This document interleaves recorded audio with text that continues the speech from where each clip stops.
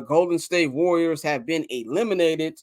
We all know that the 9-10 game is the elimination game. So the loser of that gets eliminated. The winner of that gets to play the loser of the 8-9 game, which was the New Orleans Pelicans. So if you look at last night, the Kings beat the Warriors 118-94 in blowout fashion. It was the Kings' biggest win over the Golden State Warriors points-wise since 2006. Keegan Murray, I tweeted last night right when the game started, Keegan Murray has to have a big-time game in order for for the Kings to have any chance, especially with Malik Monk being injured and wasn't able to play last night. And boy, did he must have read my tweet, because Keegan Murray had 32 points, 9 rebounds, went 8 of 13 from the 3-point line. De'Aaron Fox put in 24 points, 6 assists, 4 rebounds to go with that. And then on the Golden State Warriors side, not the best game for Stephen Curry. Stephen Curry, 22 points, 4 rebounds, 2 assists, only shot 7 3-pointers, which is very low volume for Steph Curry. Went 3 of 7. He has looked exhausted this entire second half of the season. It looked like his legs have been shot. He has not been shooting well, only been shooting 42% from the field, only averaging 22 points per game. That's not the Steph Curry that we know. Klay Thompson had an all-time tragic game last night. He had 0 American basketball points, went 0 of 10 from the field, and 0 of 6 from the three-point line, man. This is something where we'll talk about the Kings on Friday when we'll preview the Kings-Pelicans game, but it's time to talk about the Golden State Warriors. I said on Monday that when it comes to, is this the end of the road for the LeBron James Lakers or for the Golden State Warriors? I said that I do think it was the end for both, even though I did pick the Warriors to win this game. I didn't have them winning the second playing game, is what I meant by that. But, the Lakers did win, and we'll get to that on Friday, but I'm not picking them to beat that, but we'll break that down on Friday. So I do think this will be the last road for both of them. But Golden State Warriors, I gave no chance to actually make the playoffs and make a run, just because this team's just not that good. It's just not that good. Now, the way we got to look at it is what's next for the Golden State Warriors.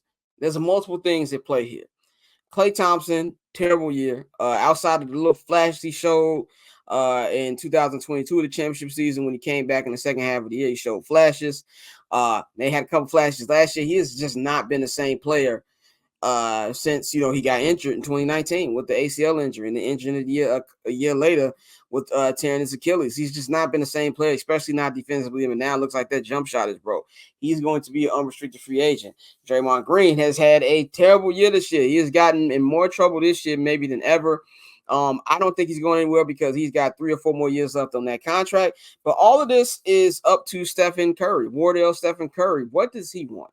Now, last night, Steph Curry, Draymond Green, Steve Kerr, they all said the right things. We love Klay. We wish we want Klay back.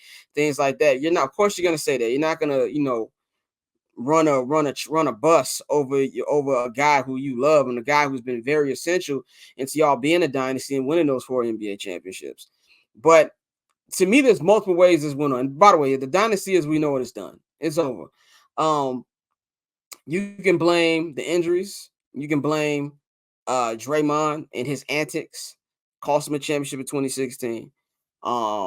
Maybe cost him more championship after punching Jordan Poole. We just knew that the chemistry coming off that 2022 championship, where it looked like the Warriors kind of reinvented the wheel. It looked like they injected some of that young energy into that team by having Gary Payton II on that team, having Jordan Poole. He's looking like they call him a splash cousin. You had Andrew Wiggins, who was phenomenal that entire 2022 playoff run, especially in the 2022 NBA Finals. He was one of the main reasons for them winning by the amazing defense he played on Jason Tatum. There was an argument that maybe he would have had a chance to win the Finals MVP 2 years ago. But he's just not been the same dude. We know obviously there's been some personal issues that has happened. We know how much, that long absence he had last season. Now, I know what happened behind the scenes, but I'm not going to put his business out there what happened behind the scenes. But there was a lot of false narratives out there about what happened to him, but he's just not been the same guy. Then Jordan Poole couldn't become the Jordan Poole that he was because that chemistry was dead after Draymond punched him in the mouth. Now, let's be very clear about this. Jordan Poole has a very punchable face. Not only does he not have a punchable face, look how the nigga talks. I understand why he smacked him. Look how he talks when he's in Washington. Look at all the stuff he did in Washington. So I'm not saying that I co-sign Draymond's punching him, but I understand. But you have that was part of it. So that broke up the new young core part of this new Warriors team, took away that thing. And so you have that issue. And then also you have the fact that, the James Wiseman thing didn't work out. And there's just everything that too many things have come together. There's been locker room tension.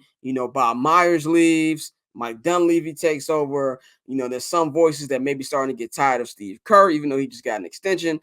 But this has been a great run for them. 10-year run. And as we said on the show on Monday, this is a real passing of the torch with the Kings getting their lick back last night.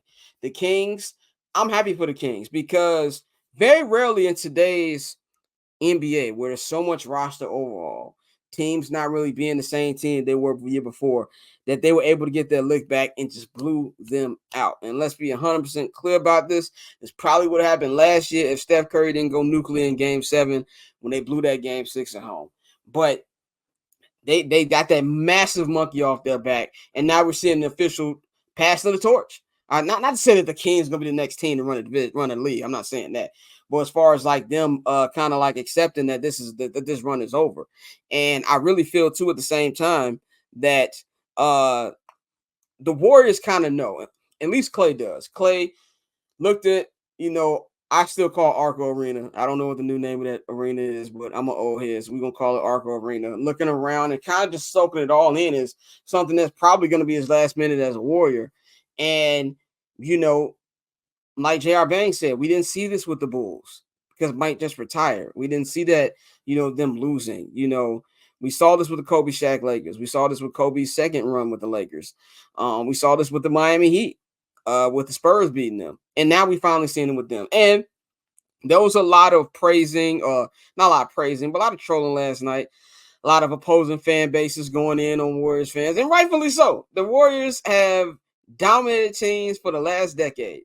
When the Warriors won their first championship, I was 26 years old.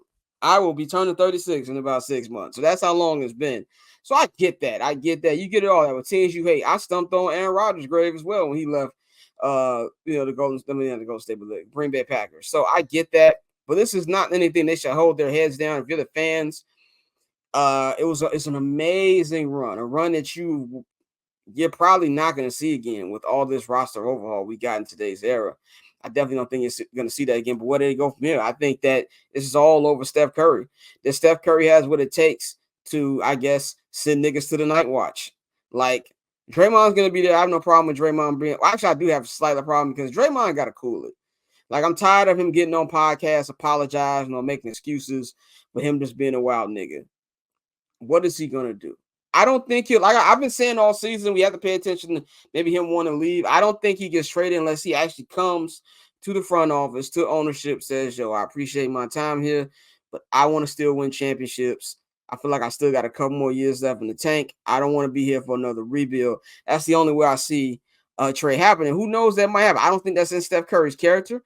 I think Steph Curry is going to be one of those lifers like a Dirk Nowitzki, like a Tim Duncan, like a Kobe Bryant. But it also wouldn't shock me either. But is he going to do the necessary steps it takes? You're going to have to show Klay Thompson that door. You're just going to have to show him that door. You don't have draft capital to tear it all down. And honestly, I wouldn't advise you to tear it all down. You still won 47 games this year. I think they just got to get younger. How they get younger, I don't know. I'm not the general manager. It's not my job. It's Mike Dunleavy's job.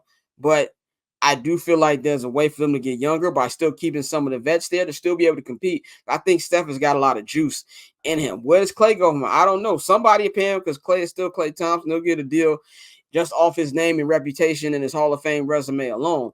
Will he be the Klay Thompson vote? No. Do I think he'll be a starter in this league? No, I don't. I don't think he's a starter anymore. I think he's a good six-man guy. I think he needs to adjust to and go to that Jamal Crawford, Andre Iguodala role that we saw when Iguodala actually came to the team.